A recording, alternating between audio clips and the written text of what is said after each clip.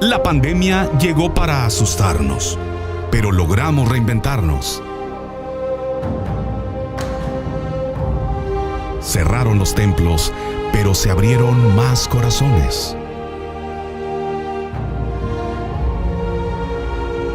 Los viajes se detuvieron, pero las redes sociales se abrieron. La economía decreció, pero la fidelidad se fortaleció. Los hospitales colapsaron, pero las oraciones aumentaron. Nos aislamos físicamente, pero nos conectamos virtualmente.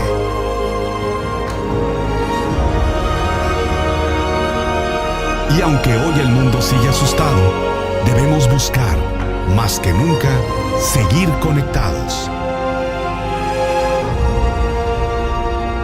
Conectados con Jesús.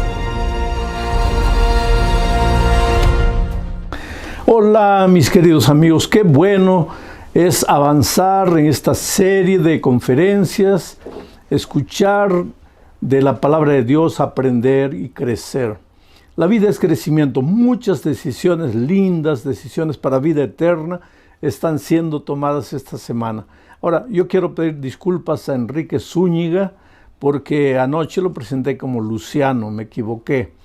Eso es una evidencia de que yo estoy envejeciendo y que a veces pues ya no me funcionan bien las cosas. Pero gracias a Dios puedo redimirme y pedir disculpas. El testimonio de anoche fue un testimonio inspirador, mas fue el testimonio de Enrique.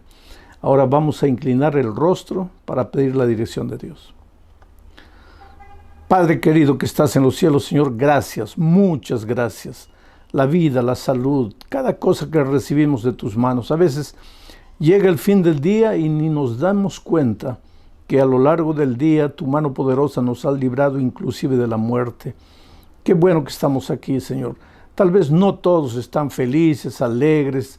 Puede ser que haya una persona triste, llorando, pasando por el valle del sufrimiento. Mientras caminemos en el desierto de esta vida, siempre habrá dolor. Yo te suplico, Señor, esta noche, que tu mano poderosa alcance a esas personas y que les abra los ojos para que vean la salida.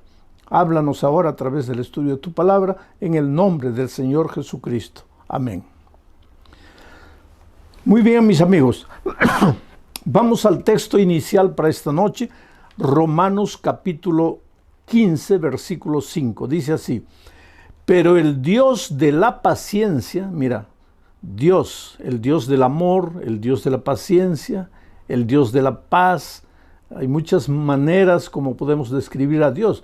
Quiere decir, es un solo Dios de quien va la vida, sale la paz, sale la justicia, sale la paciencia. Aquí Pablo lo llama el Dios de la paciencia. Pero el Dios de la paciencia y de la consolación os dé entre vosotros un mismo sentir según Cristo Jesús. Un mismo sentir. A la familia, toda la familia, padre, madre, hijos, un mismo sentir.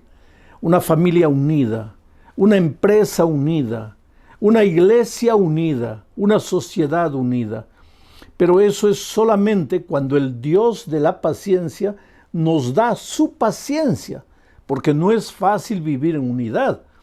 Tal vez en este momento estoy predicando para una familia desunida, una familia que está ya a la orilla del divorcio, y están pensando hasta en separarse. Y muchas veces la pareja se pregunta, ¿pero por qué? En el fondo nosotros nos amamos, pero ¿por qué no logramos vivir en armonía? ¿Por qué? Y a veces uno le echa la culpa al otro, el otro le echa la culpa al otro, y echándose la culpa no se arregla nada. ¿Sabes cuál es el problema? Porque una pareja que se ama vive desentendiéndose, porque no basta el amor de uno por el otro. Se necesita el amor de Dios, el amor del Dios de la paciencia. Se necesita la paciencia de Dios. Ahora mira lo que Pedro dice: el Dios de la paciencia y de la consolación. Quiere decir que si en este momento estás triste, Dios viene y te consuela. Si estás desesperado, Él viene y te consuela. Yo digo, bienvenidas las lágrimas, si es el Señor Jesús que va a venir y con su mano maravillosa va a enjugar mis lágrimas y me va a consolar. El Dios de la paciencia te consuela, te entrega su sentimiento llamado paciencia para que ustedes todos vivan en armonía, dice. Ahora, ¿qué es paciencia? Es esperar. La persona paciente no reacciona sin pensar. Demora para reaccionar, espera, observa, contempla, analiza. No explosiona por cualquier cosa. Hay gente que en un momento de impaciencia dice improperios, agrede, hiere, dice cosas que la misma persona nunca quiso decir. Pero después se arrepiente, llora, pide perdón, pero ya arruinaste todo. La vida es como un papel en blanco. Si tú agarras y lo estrujas, después te arrepientes y lo planchas, ya lo malograste ya. Por eso dice la palabra de Dios aquí, que el Dios de la paciencia está dispuesto a darnos su paciencia. ¿Para qué? Para no estar arrepintiéndonos de las cosas que dijimos, para no arrepentirnos de las cosas que hicimos, para pensar, para contener nuestra ira propia de la naturaleza pecaminosa, porque ya les dije que después que el pecado entró, pues todos nos apartamos de Dios. Nuestro carácter se deformó, ahora somos hombres impacientes, iracundos, rabiosos. Ahora, esta semana estamos estudiando los temas bajo el título de Conectados con Jesús. Bueno, aquí estamos, lejos de Dios, impacientes, iracundos. Pero cuando vamos a Jesús, cuando somos justificados, cuando nos conectamos a Jesús, ¿qué pasa? La paciencia del Dios de la paciencia se transmite a nosotros. Entonces nosotros comenzamos a aprender a ser pacientes. Y al aprender la paciencia, nuestro hogar pues va a ser feliz. Vamos a ser felices en el trabajo, en el empleo, en la empresa, porque muchas veces por causa de nuestra impaciencia perdemos el empleo. ¿Cuánta gente está arruinada en la vida solamente por ser impaciente? A veces, si tú tuvieras un poquito de paciencia, las cosas sucederían en su tiempo exacto y no tendrías que lamentar, no tendrías que llorar. Pero hay otro texto de la Biblia que describe la paciencia de Dios, y me refiero a Éxodo capítulo 34, versículo 6. Mira, vamos a leer aquí Éxodo capítulo 34. Éxodo capítulo 34, versículo 6. Dice así: y pasando Jehová por delante de él, de Moisés, proclamó, Jehová, Jehová, Moisés, ¿no? Proclamó Jehová, Jehová, fuerte, misericordioso y piadoso, tardo para la ira, o sea, paciente, tardo para la ira, y grande en misericordia y verdad. ¿Por qué Dios es paciente? Porque Dios es amor, porque Dios es misericordia, y por eso tiene paciencia, espera. Ahora, si Dios no nos tratara con paciencia, con misericordia, ya estaríamos muertos, fulminados, porque la propia Biblia declara que la paga del pecado es la muerte. Ahora, si la paga del pecado es la muerte, y nosotros todos hemos pecado, cada día pecamos, sabemos lo que no debemos hacer, le prometemos a Dios que no vamos a volver a hacer, tomamos decisiones una y otra vez y sin embargo volvemos a caer en el mismo pecado. Ahora, si Dios cumpliera lo que está establecido como un principio de vida, la paga del pecado es la muerte, todos nosotros estaríamos muertos. Pero cuando Moisés vio a Dios en el Sinaí, lo describió como el Dios de la paciencia, tardo para irarse, tardo para irarse. Por ejemplo, mucha gente me pregunta, pastor, ¿pero cuándo va a venir Jesús? Yo siempre les digo, queridos, estamos caminando en el desierto de esta vida, en dirección a la casa de nuestro Padre, de donde nunca deberíamos haber salido. Así como el hijo pródigo un día dejó la casa del Padre y después sufrió, lloró, padeció, pasó hambre, comió hasta la comida de los puercos, y ahí en la miseria y en su dolor se acordó y dijo, ¿cuántos jornaleros en la casa de mi Padre tienen que comer y yo aquí muriendo de hambre? Pero yo le preguntaría al hijo pródigo, ¿y por qué te saliste de la casa del Padre? Y nosotros también, queridos, en este mundo no es nuestro hogar. Nosotros no hemos nacido para perecer en este mundo. Nosotros somos peregrinos y advenedizos. Somos inmigrantes. Nuestro verdadero país está en el cielo. Nuestra verdadera casa es la casa del Padre, de donde nunca deberíamos haber salido. Hoy día, caminando en el desierto de esta vida, pues somos heridos muchas veces, perdemos la familia, estamos sufriendo de la pandemia, perdiendo el empleo, tantas dificultades, la gente nos traiciona, la gente nos agrede, hay muchachos jóvenes, la sociedad coloca preconceptos encima de ellos. En fin, este mundo es injusto, este mundo es cruel, tenemos que reconocer, pero nosotros estamos caminando a nuestro hogar. ¿Y cuándo vamos a llegar? ¿Cuándo va a terminar todo esto? Cuando Cristo venga. ¿Y por qué Cristo no viene? Y ahí entra Pedro y dice, el Señor no retarda su promesa como algunos la tienen por tardanza, sino que es paciente, esperando que todos se arrepientan, que vengan al arrepentimiento, que se entreguen a Jesús. Oh querido, yo te pregunto, si Jesús hubiera vuelto ayer, ¿tú estarías salvo? Tal vez no, porque estabas caminando lejos de Dios. Y como Dios te ama, porque Dios te conoce personalmente. A veces cuando la vida te golpea, tú puedes pensar, ¿dónde está Dios? Dios se olvidó de mí. No, querido, tú estás en la palma de las manos de Dios. Dios conoce dónde vives, lo que tienes, lo que no tienes, si te duele la cabeza, si estás triste, si estás con ganas de llorar. Dios conoce tu vida. Él te ama, te acepta como eres. Entonces en ningún momento pienses que Él se olvidó de ti. Y si Él no ha venido todavía es porque tú eres importante, porque Él te ama, porque cuando Cristo venga y lleve a sus redimidos al cielo, Él quiere llevarte a ti. Y no solo a ti, quiere llevar a tu esposa, a tus hijos. Y si en este momento estoy predicando por una esposa e hijos que están en la iglesia, pero el esposo no, y estos días tú como esposo estás escuchando así medio desconfiado, yo quiero decirte que Jesús viene, va a llevar a tu esposa y a tus hijos, pero quiere llevarte a ti también, porque tú eres importante para Dios, Dios te ama, tú no te dabas cuenta tal vez, tú estabas tan ocupado trabajando en las luchas de la vida, o tal vez tan absorto por los placeres de este mundo que no te dabas cuenta que Jesús está corriendo atrás de ti y Dios está usando el instrumento llamado tu esposa, tus hijos, para llegar a tu corazón. Y en esta noche no son mis palabras las que te están llegando al corazón, son las palabras de Dios. Yo soy apenas una herramienta en las manos de Dios para tocar tu corazón. Bueno, ese es el Dios de la paciencia, el Dios tardo en airarse, el Dios que no permite que Jesús venga todavía, no porque se está demorando, sino porque es paciente, esperando que tú te arrepientes, que tú estés preparado para encontrarte con Jesucristo.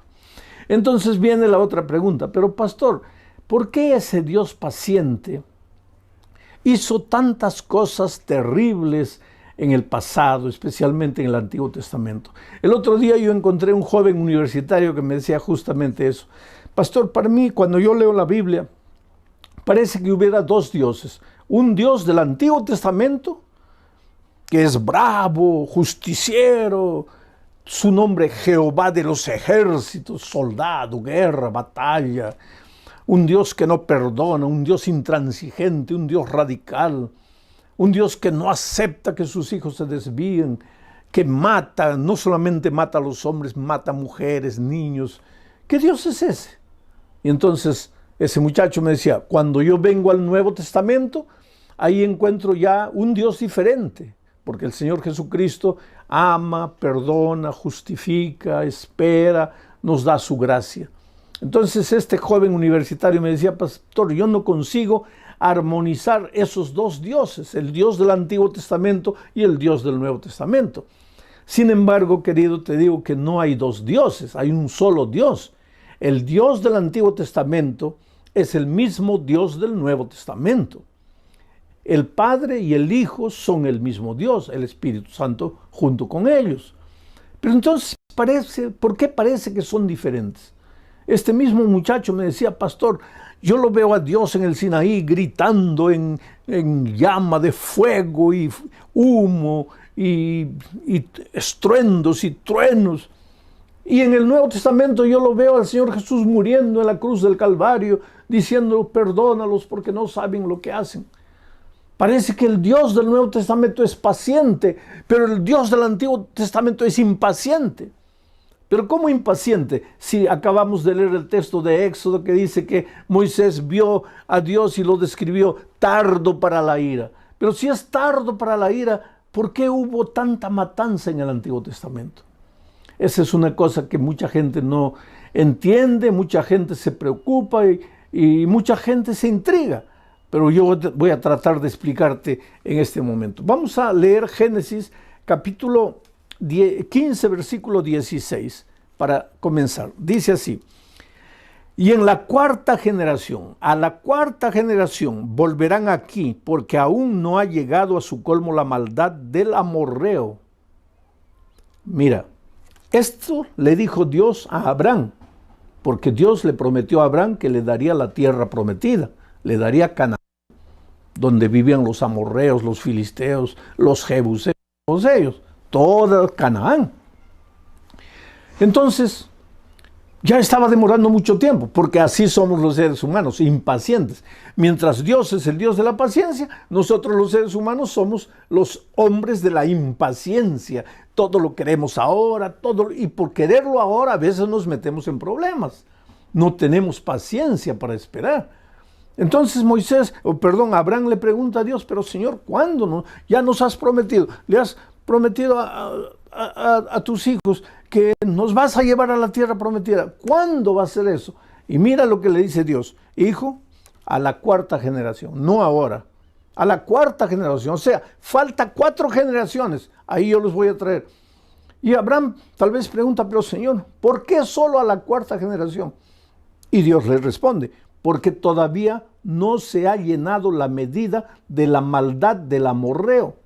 Porque todavía, dice, porque todavía no ha llegado a su colmo la maldad del amorreo.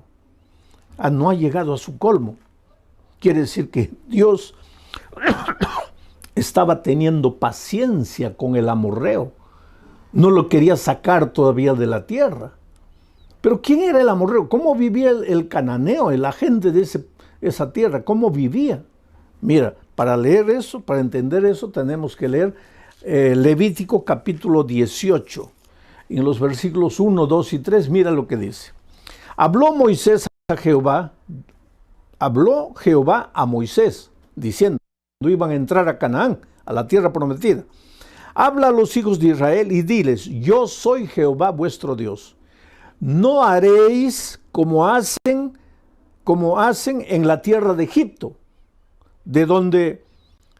no haréis como hacen en la tierra de Egipto, en la cual morasteis, ni haréis como hacen en la tierra de Canaán, a la cual os conduzco, ni andaréis en sus caminos. Esto es interesante. Antes de entrar a Canaán, Dios le dice a Moisés, dile al pueblo que no practiquen las obras que hacían los egipcios de la tierra de donde vinisteis, pero que tampoco deben hacer las obras que hacen los cananeos en la tierra a donde ustedes están yendo ahora. ¿Y qué es lo que los cananeos hacían de tan horrendo? Para entender eso tendrías que leer todo el capítulo 18 de Levítico. Yo no tengo tiempo para leer, pero tú después lee y vas a ver los más terribles de pecados, ¿sabes? Los cananeos habían llegado al colmo, a lo peor de lo peor. Era ser humano con animal, hombre con hombre, padres con hijos, hermanos con hermanos. Era un cuadro de inmoralidad total, completo. ¿Y qué es lo que Dios dice? Todavía no ha llegado al colmo la maldad del amor. Pasan 100 años. El pueblo se sigue hundiendo en la miseria. Ya no saben qué pecado inventar. El pueblo de Dios reclama, Señor, ¿cuándo nos vas a dar la tierra?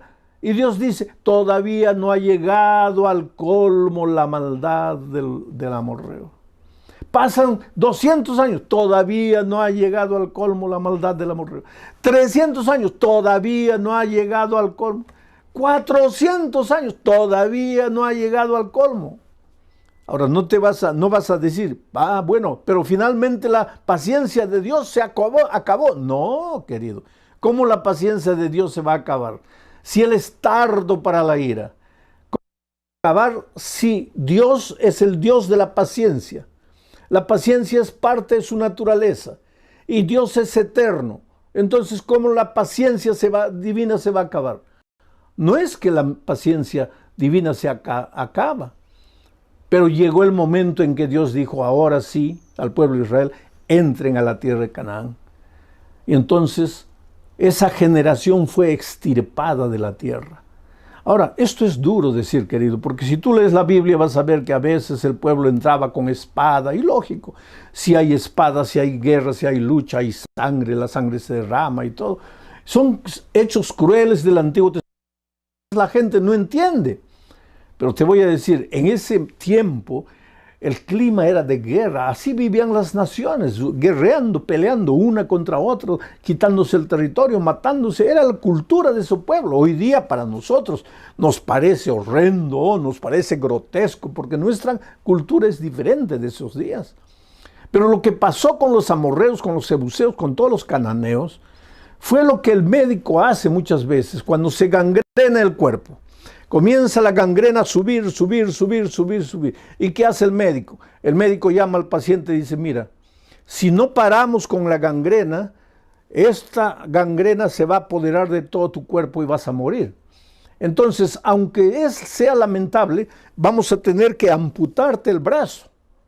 Te vamos a tener que cortar el brazo. Y se procede a la cirugía y se le amputa el brazo. Ahora, ¿es ideal que un brazo sea cortado del cuerpo? No, no es lo ideal. Pero es lo mejor para salvar al resto del cuerpo. A veces Dios ha tomado en la historia algunas medidas drásticas que nosotros no entendemos. Fue injusto, pobres seres humanos, ¿cómo les quitó la vida? Pero si Dios no hubiera hecho eso, la humanidad toda, ¿a dónde hubiera ido? ¿A dónde se hubiera degenerado? Quiere decir, Dios en su infinito amor muchas veces tuvo que amputar un dedo, tuvo que amputar una mano del cuerpo todo de la humanidad, pero no era por maldad, era por el propio bien de la humanidad. Ahora muchos dicen, entonces ese Dios ya pasó, ese Dios salvaje, ese Señor de los ejércitos ya acabó. Ahora viene Dios de la gracia, el Nuevo Testamento. No, querido, eso es lo que mucha gente no entiende. Dios no cambia. El Dios de la paciencia del Nuevo Testamento es el mismo Dios de la paciencia del Antiguo Testamento. Y el mismo Dios del Antiguo Testamento que tuvo que amputar un brazo, es el mismo Dios del Nuevo Testamento, que llegado el momento, hoy día dice el Señor no retarda su promesa, sino que espera pacientemente que te arrepientas, mas va a llegar un momento en que la Biblia dice, el justo será justo y el injusto continuará siendo injusto. Quiere decir, la puerta de la gracia se cerrará. Y Cristo vendrá a esta tierra.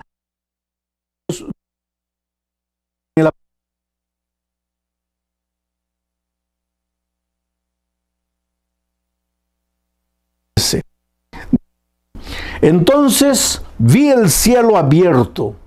Esta es una visión de Juan, de la segunda venida. El cielo abierto y he aquí un caballo blanco.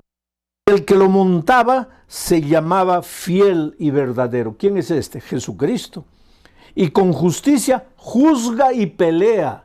¿Quién es este? Cristo. El Cristo de la gracia. El Jesús de la misericordia, del amor, de la longanimidad. Pero viene con justicia para pelear. Esto es interesante. El versículo 12 dice, sus ojos eran como llama de fuego. En el Sinaí no había fuego. Viene Jesús por segunda vez, sus ojos son como llama de fuego. Y había en su cabeza muchas diademas y tenía un nombre escrito que ninguno conocía sino él mismo. ¿Quién es este? Es Jesús. Estaba vestido de una ropa teñida en sangre. Mira, cuando Jesús viene vestido en una ropa teñida en sangre. Y su nombre es el Verbo de Dios. ¿Quién es el Verbo de Dios? En el principio era el Verbo y el Verbo era con Dios y el Verbo era Dios, era Jesucristo. Cuando viene por segunda vez, simbólicamente en un caballo blanco, para pelear, para juzgar con justicia, no es el Dios de la gracia, es el Dios justiciero. El mismo Dios justiciero del Antiguo Testamento está de nuevo aquí. Pero el mismo Dios de la gracia y la paciencia del Nuevo Testamento está en el Antiguo Testamento. Es el mismo Dios. ¿Y por qué está teñido de sangre su vestido? Interesante. Isaías responde. Isaías capítulo 63, versículo 1 al 3, responde. Mira, ¿quién es este que viene de Edom, de Bosra, con vestidos rojos? Este, hermoso en su vestido, que marcha en grandeza, en la grandeza del poder. Mira cómo combina la descripción con la descripción de Juan en Apocalipsis. Este hermoso en su vestido que marcha en la grandeza de su poder. Y ahí responde Dios: yo, el que hablo en justicia, grande para salvar. El mismo Dios, Apocalipsis. Y entonces el profeta pregunta: ¿por qué es rojo tu vestido y tus ropas como del que ha pisado en lagar? Y entonces responde el Dios: solo el lagar. ¿Y a qué se refiere el lagar? La humanidad, a los hombres impiedosos que no han aceptado el mensaje de la gracia de Cristo. Yo he pisado solo el lagar, y de los pueblos nadie había conmigo. Los pisé con mi ira y los hollé con mi furor, y su sangre salpicó mis vestidos y manché todas. Oh, querido, qué cosa maravillosa. Es interesante esto. Hoy es el día de buena nueva. Oh, cómo Dios te ama, querido. Cómo Dios te tiene paciencia. Cómo Dios soporta todo lo que haces. A veces vienes a la iglesia, después te pierdes 2, 3 meses en la miseria del pecado. Cuando todo te va mal, cuando nada te sale bien, regresas arrepentido, llorando, y Dios te acepta con los brazos abiertos.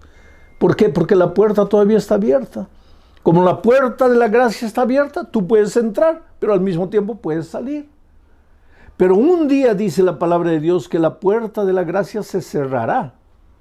Y el que está adentro, pues ya estará adentro. Y el que quiere entrar ya no podrá entrar. Pero hoy todavía la puerta de la gracia está abierta. Y Dios te llama. Porque tú vales mucho, querido, con ese carácter terrible que tienes, así impaciente, así peleador, discutidor, egoísta, mentiroso, orgulloso. Tú eres lo más precioso que Dios tiene en esta vida. Y si en este momento tú estás sufriendo, no es porque Dios te está castigando, no es porque Dios se olvidó de ti. ¿Cómo se va a olvidar de ti?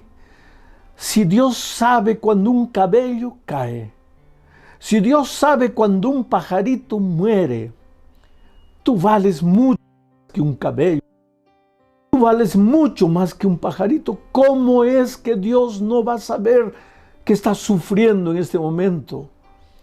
Por favor, querido, ven a Jesús, entrégate a Jesús, devuélvete a Jesús, dile: Señor, perdóname. He caminado como un caballito loco por las praderas salvajes de mi libertad. He vivido dando rienda suelta a mis instintos y me he herido. Y ojalá que me hubiera herido solo. Lo peor es que herí a mi esposa, herí a mis hijos, herí a mis padres. Pero me duele, Señor, y yo no tengo fuerzas, yo no puedo. Solo tú puedes hacer algo por mí. Algo parecido así es la historia de Verónica Monsalve. Verónica era una joven que con 17, 18 años ya estaba sumergida en la bebida. Pasaba noches en fiestas, en jaranas, bebiendo. Un día su padre tuvo que cargarla porque no podía ni caminar. El padre llorando al ver a su hija porque ¿Qué padre puede ver a una hija de 18 años, a un hijo de 18 años? ¿Qué padre puede ver a un hijo consumiendo su vida en las drogas, destruyendo su vida en la criminalidad? ¿Qué padre puede dormir tranquilo cuando mira el reloj y son 2, 3 de la mañana y el hijo, la hija todavía no han llegado a la casa? Oh, querido muchacho, hijo, joven, tú tal vez nunca te des cuenta del sufrimiento que provocas en el corazón de tus padres que te aman. Solo que llegó un momento en que ellos ya no te pueden sujetar. Eres libre, tú tienes que tomar tus decisiones y a veces tomas las decisiones peores de la vida. Y Verónica, pues, aquel día cuando su padre la cargó, la llevó a la cama, la acostó, al día siguiente se despertó con la conciencia pesada y dijo: Dios mío, ¿qué estoy haciendo? Fue a trabajar en el estacionamiento, se sentó dentro del carro y comenzó a llorar. Y le dijo: Dios mío, yo no quiero vivir esta vida, no quiero ser así. Yo creo que tú también, que me estás escuchando ahora, en algún momento de tu vida has dicho: Señor, yo no quiero ser así, no quiero. Pero ¿qué podemos hacer a veces? Porque el instinto es más fuerte, porque a veces sientes que no tienes fuerzas, eres tan débil para decir no, eres una marioneta en las manos del diablo. Pero pobre Verónica clamó a Dios, dijo: Señor, hazme conocer a alguien en esta tierra que me ayude, haz un milagro, ayúdame, yo no sé cómo, porque yo no puedo. Ese día cuando salió del trabajo y estaba yendo para la casa, a 20 metros del lugar donde trabajaba, se chocó con otro carro. Ahí los compañeros de trabajo para auxiliarla. Gracias a Dios no le pasó nada, pero el carro estaba golpeado y había que llevarlo a una mecánica. Y un amigo del trabajo le dijo: mira, yo conozco a un mecánico, te voy a recomendar. Y ella fue llevando el carro al mecánico. Y dejó el mecánico, le dijo: mira, tienes el carro aquí unos días para arreglar. Y ella no tenía cómo regresar para casa. Al mecánico: por favor, disculpe, me da eso, pero podría darme un ride hasta mi casa, porque estoy sin carro. Y el mecánico lo llevó. Era un mecánico joven. En el camino a casa comenzaron a conversar. Y comenzaron a conversar de cosas espirituales. Y ella abrió su corazón y le contó las luchas de su vida. Le contó el vacío que se apoderaba de su corazón. Le contó que ella quería cambiar de vida, pero que no tenía fuerzas, no podía. Y por esas cosas de la vida, ese mecánico joven, soltero, era un fiel miembro de iglesia, un cristiano, y le habló de Jesús. Y comenzaron a estudiar la Biblia. Y en poco tiempo después ellos comenzaron a noviar. Y hoy día están casados. Y ella comenzó a estudiar la Biblia. Perdón, creo que no están casados todavía. Pero ella comenzó a estudiar la Biblia. Y se bautizó. Y en este momento ustedes pueden ver en la pantalla la fotografía de Verónica Monsalve. La muchacha que nunca podría cambiar de vida, pero que se encontró con Jesucristo. Y yo te digo una cosa: cuando tú te encuentras con Cristo, no hay nada en tu vida que no pueda transformar. Jesús solo no puede hacer una cosa: forzarte la voluntad. Él no puede derribar la puerta de tu corazón y entrar por la fuerza. Él dice en Apocalipsis: yo estoy a la puerta y llamo. Si me abres la puerta, entraré a ti, seré contigo y tú conmigo. Pero ¿cuántas veces Jesús se cansa de tocar la puerta y se va? Porque tú no le abres. Ahora yo te pregunto esta noche: ¿hace cuánto tiempo el Señor Jesucristo te está llamando? Te está suplicando, te está diciendo: hijo, estoy teniendo paciencia contigo. Y por favor no tengas miedo, porque yo no te estoy diciendo que mi paciencia se va a acabar, no. Mi paciencia es eterna, nunca se va a acabar. Pero es que tú tal vez te vas a endurecer a tal punto que no te vas a querer más arrepentir. Mi palabra ya va a rebotar de tu corazón de piedra. Es por eso que hoy es el día de una nueva, hoy es el día de salvación. Es por eso que no tienes que dejar tu decisión para mañana. El otro día yo estaba en una iglesia y vi una discusión. Había una madre cuyo hijito tenía 12 años, 11 para 12 años, y la madre quería que el niño se bautice porque el niño quería ser bautizado. No era un niño, un jovencito. Quería ser bautizado, pero la madre quería. Pero el padre era primer anciano de iglesia, el padre no quería. Entonces me llamaron a mí y el pastor estaba ahí. El pastor decía, bueno, si la madre quiere y el niño quiere, pues bautícense. Pero el padre decía, no pueden bautizarse. Entonces me llamaron a mí. Y yo les pregunté, ¿y por qué no? ¿Por qué tú crees que él no puede bautizarse? Y él me dice, porque él todavía no hace las cosas bien hechas. Y yo le pregunté, pero a ver, dime una de las cosas que no hace. Dime una de las travesuras. Me dice, por ejemplo, él no arregla su cama cuando se levanta. Y la esposa que estaba ahí lo mira al esposo anciano y le dice, pero querido, tú tampoco arreglas la cama. Quien arregla la cama soy yo. Y tú ya estás bautizado y todavía eres anciano de iglesia. Querido, es una situación interesante. Pero te digo una cosa, mira. La experiencia de un muchachito de 11 años, él puede tener una experiencia cristiana, pero nunca va a ser la experiencia cristiana de mí, con la edad que yo tengo. Porque ese muchachito se puede bautizar con 10, 11, 12 años, si los padres lo van a apoyar en la fe. Pero mañana, después del bautismo, seguramente que va a estar subiendo a un árbol de mangos a recoger mangos. Ahora, si a mí me ves mañana subiendo un mangueral para recoger mangos, pues llévame al manicomio porque estoy loco. ¿Qué te quiero decir? La experiencia de un viejo es la experiencia de un viejo. La experiencia de un jovencito es la experiencia de un jovencito.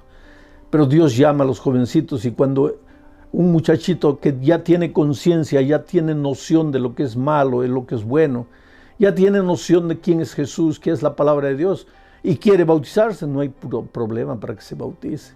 Así que tú, jovencito, si estás pensando bautizarte, bautízate. Y tú, querido joven, hermano adulto, si sientes que el Espíritu de Dios te está llamando, toma tu decisión esta noche. Hazlo en el nombre de Jesucristo. Mientras estoy orando, tú expresa tu decisión ahí donde estás. Oh Padre querido, gracias por el mensaje de esta noche. Esta noche hemos aprendido que cuando vamos a ti y nos conectamos a ti, tu paciencia se transmite a nosotros y nosotros nos volvemos hombres pacientes. Tú eres un Dios de paciencia, de misericordia. Tú eres justo, Señor. En el Antiguo Testamento muchas veces tuviste paciencia generación tras generación tras generación. Pero llegó un momento en que esas personas era mejor que descansaran de que continuaran viviendo la vida terrible que estaban viviendo. Hoy tú sigues siendo el Dios de la paciencia, el Dios del amor, de la gracia y de la misericordia. Pero llegará un momento, Señor, en que la historia de este mundo tendrá fin. Las puertas de la gracia se cerrarán. Jesús volverá a llevar a sus hijos, y todos los que queden en esta tierra, no será porque Dios dejó de amarlos, no será porque Dios perdió la paciencia con ellos, será porque ellos no aceptaron la paciencia divina. Por eso hoy es el día de buena nueva, hoy es el día de decisión, y ayuda, Señor, a las personas a tomar su decisión. En el nombre de Jesucristo. Amén.